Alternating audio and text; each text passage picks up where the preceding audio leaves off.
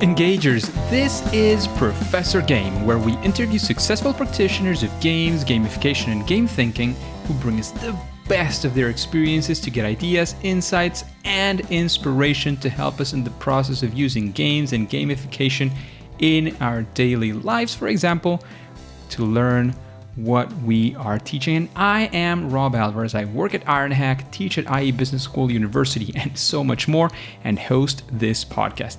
If you have an extra second, please go ahead and subscribe for free to our email list at professorgame.com/subscribe. Hey Engagers, welcome back to another episode of the Professor Game podcast, and we have a special episode this time. You might be wondering why or not. Maybe you know what dates we are around, and it is because we have the 4th anniversary of the Professor Game podcast. So, we're definitely always celebrating these anniversaries with special episodes, doing different things. Last year, we had some awesome pictures of a party that we organized for the 4th anniversary. The first time we had special guests. The other anniversary, that was the one where I was sort of revealing and showing to all of you all of the steps that we use, on workshops for creating, engaging, and interactive, maybe even online gamified experiences. That was what that was all about. This time we're going to be doing, of course, as usual, as every other year as well, something different. It's also a kind of a solo episode. We've had a few this year. Like looking back, I think this is probably the year where we've had more opportunities for these solo episodes. That's interesting. I hadn't thought about it, but it's true. We've been doing this a lot more. And it's exciting. I think it's an extra format as well to interact with the engagers, keep on inspiring you as well in different ways besides the amazing guests we always have. And this time, this is something I don't usually talk about. It sometimes sounds strange, but, it's talking about my sort of personal evolution, me as Rob, in these 4 years. And actually, as I said, I don't talk about my journey too much, but I'd like to take an opportunity to reflect on these past 4 years. But before that, I'd like to sort of let you know, I know I've kind of mentioned this in this and that episode, but I'd like to tell you how this all started, how and why especially. For me, I did this in a talk the first time. I think it was in Gamification Europe 2016. You can find that talk on YouTube, by the way. It all kind of started for me when I was playing, games. I was like, 7 years old. And I was playing, the Nintendo back in the day, the first Nintendo, the NES, Nintendo Entertainment System. And I was playing that game and I found this Nintendo magazine. Back in those days, it was in Spanish because I was living back in Venezuela. And, it was very inspiring to see for me as a kid, like imagining that I could be one day working for a magazine like that one, thinking, worst case scenario, you're playing for, say 6 hours a day, 4 hours a day, and the rest of the time you're writing about the experience of playing those games. It sounded amazing, and to be honest, to be fair, you're listening to this, you're probably thinking that it still sounds pretty amazing, so kudos to all those who have that kind of job nowadays as well. So that was one of my first inspirations. Like the first job I probably thought that I wanted to have was, one of those writers for the Nintendo magazine, so that I could be spending most of my professional day playing games. So that was the start. I did play for quite a bit. I had the NES, so the Nintendo, and the SNES, the Super Nintendo. Then I had the Nintendo 64, and then it kind of started dying out because, of course, I was also growing a little bit older.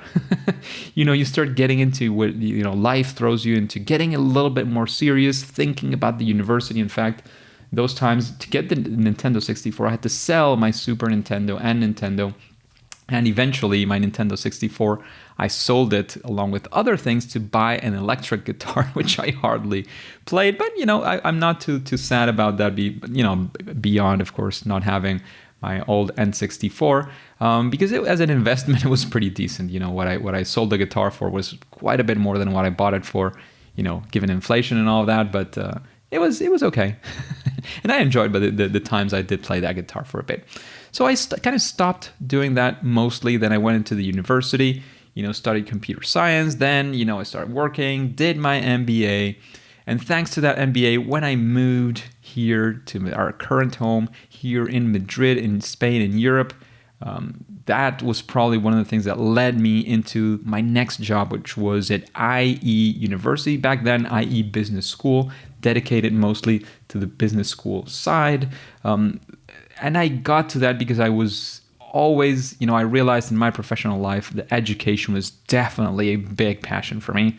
I could see, almost firsthand how education was impacting so many people and how it was, how it should be impacting many, many more. So I fell in love absolutely with education, saw the opportunity at IE University and, jumped on it, had the opportunity to start working on interactive learning, these, interactive case studies and simulations and all these things. And it was, it was my first approach. And I realized that, and this is something that I was kind of the first one to realize in many ways, that the department was using gamification in many ways in a sort of unconscious way. So it was instinctive. They had been doing this for quite a while, had a lot of experience, but it was kind of unconscious. So I started sort of surfacing that and understanding and trying to go deeper into that. And that led me as well to start spreading the message and going to conferences and talking specifically about what we were doing from the gamification perspective.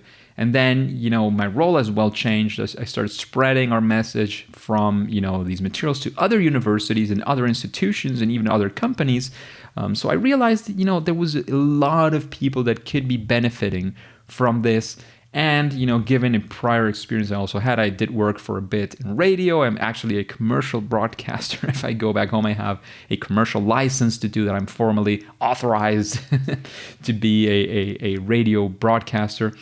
So I had some experience in radio.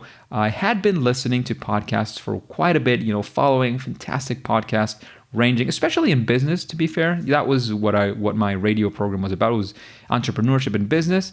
That was what I was listening to. But then I realized that there wasn't much on, podcasting about gamification, and realizing that this medium was very accessible. Like, you probably know this. You can hear a podcast while you're doing other things. You could be, washing the dishes. You could be doing exercise, walking your dog, ironing your clothes. There's so many other things that you could be doing. So you're kind of, as Yukai would say, hitchhiking. You're doing one thing, and on top of that, you're building another thing. So that way you can be getting both of the benefits. Like, if you're watching TV and you're also sort of walking on the treadmill. So you're, getting your exercise in while you're also entertaining yourself with TV. So doing two things. I realized this medium was very, very powerful. And that is when I decided, after a lot of thinking, a lot of research, a lot of contacts, because as I mentioned before, I was already spreading the message in conferences and so on, getting a lot of networking, getting to know interesting people. I realized I wanted to keep on doing this a lot more. And that was when Professor Game Podcast was actually born. It was an amazing moment. We kicked off, very strong with a big personality like Yukai Chao. We've had amazing, incredible guests ever since, all ranging from top world-renowned experts, all the way through people who are doing this absolutely day to day. This, of course, led me to a lot more exposure. Of course, the podcast, as I mentioned before, is something that is, accessible worldwide. This opened the accessibility of, gamification, especially gamification and learning. That is one of our main focuses in this podcast. Spread the message through. I started getting more and more opportunities, like going to Gamification Europe. Since it was born, I've been involved in one way or another. I kept on going to conferences like Online Educa Berlin, business school related conferences like that, those of EFMD. I've gone to GameCon, Serious Play conferences, business learning games, game-based learning conferences, and so much more. There's been so many opportunities I'm super grateful to have had and continue to have in all of these worldwide conferences, anywhere from being a speaker, a facilitator, a panel leader, workshop leader, host of the day in Gamification in Europe a few times as well. You can find a lot more about that. I'm just about to update because I do this every now and then. You can go to professorgame.com/talks and see at least most. I'm probably forgetting a few. If you see anyone where you found out about me or you saw about me as well, let me know so that I can update it. I'd be happy to do that as well. You can find me as rob@professorgame.com. That's my email. If you want to say that, or absolutely anything else, if you want to just celebrate the 4th anniversary together, I'd be happy to receive those emails as well. And I do my best to respond to each and every one. I was actually doing a sweep of old emails and found some gems in my email as well. And all of that design work that I already had in gamification and all those creations along the world of gamification has, of course, led me to be a lot more involved in education. I was working at IE Business School, both creating and then, spreading the word about these online interactive, engaging learning materials. All of that exposure that I've had, as I mentioned before, I've had incredible guests. Just to mention a few, I already talked about Yukai. I've had people like Ann Coppins. I've had Jesse Shell. We've had Nir Eyal also.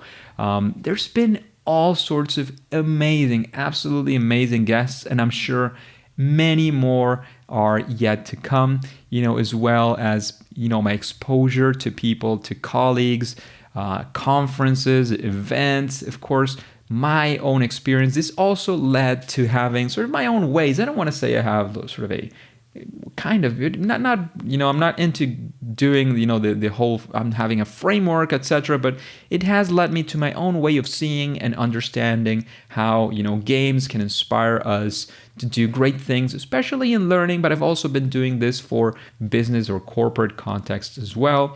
How to use gamification, how to use games-based solutions in a structured way. Given that experience, given the way that I have personally been using it, the way that I've seen others using it as well, be successful doing all of those things.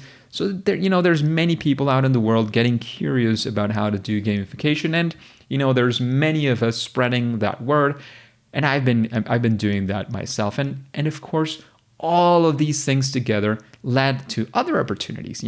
This started me on the road as an adjunct professor as well, with longer, shorter courses, seminars, workshops. I started teaching, and I still do teach. I enjoy it very much in the operations area.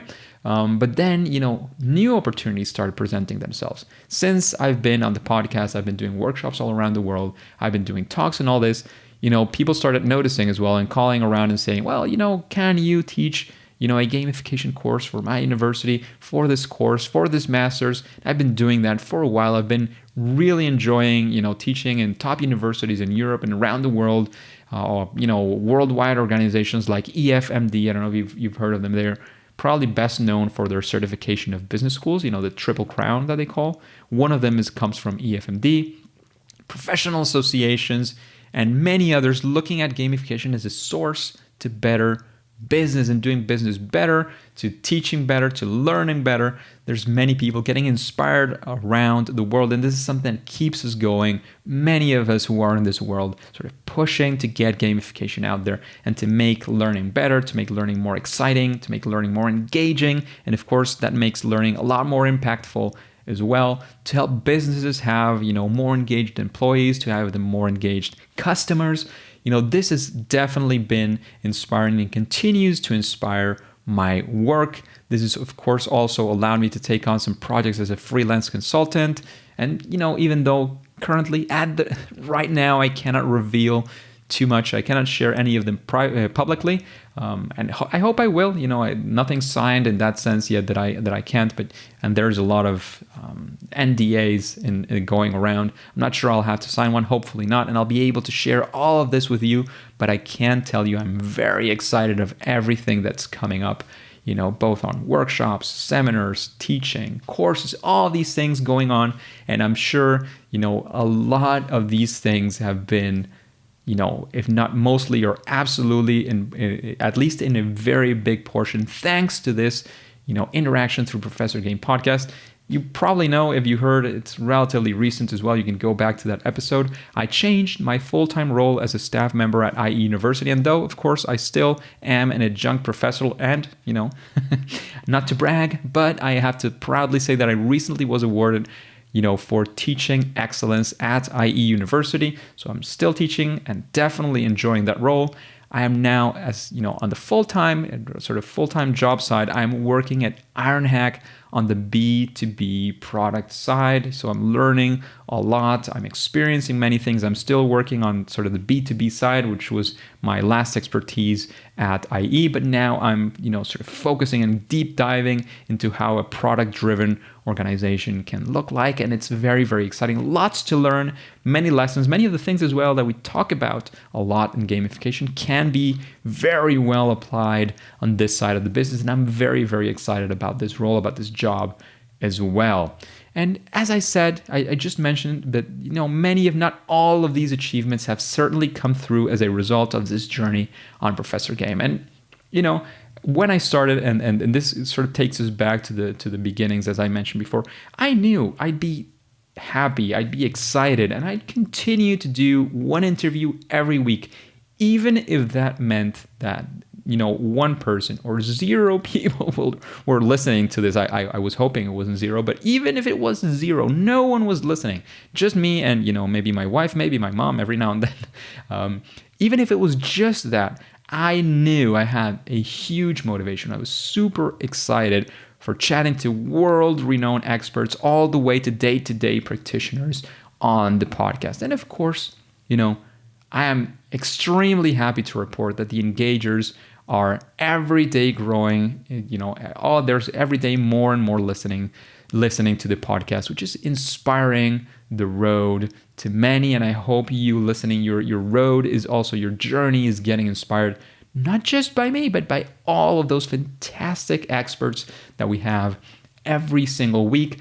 Sometimes you just, you're going and you're listening one after the other. And then when you're sitting down designing, that light bulb, turns on and you remember, I remember when this person, maybe not the most renowned or maybe the most renowned, you realize that there is a small thing that you can take from that kicks off your path, whatever it is that you're doing, whatever it is that you're creating, because that is something I definitely encourage you to go ahead and do.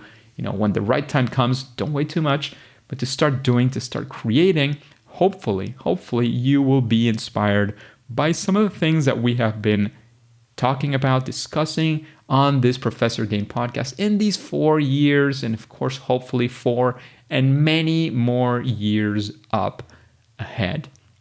So again, if there's anything that, this brought your mind to, anything you'd like to remember, anything you'd like to talk about, anything you'd like to ask for in the future, feel free to email me at rob@professorgame.com, and I'll definitely read it, and I'll do my best to respond as soon as possible. So thanks engagers. I am extremely grateful for your continued listening to the show, continued, new, interrupted, however that looks like for you, that's fine. It's up to you. It's your journey. And I hope that we can continue to grow together to achieve bigger and better things with games. Thanks again, and cheers to another year together. I will see you very soon.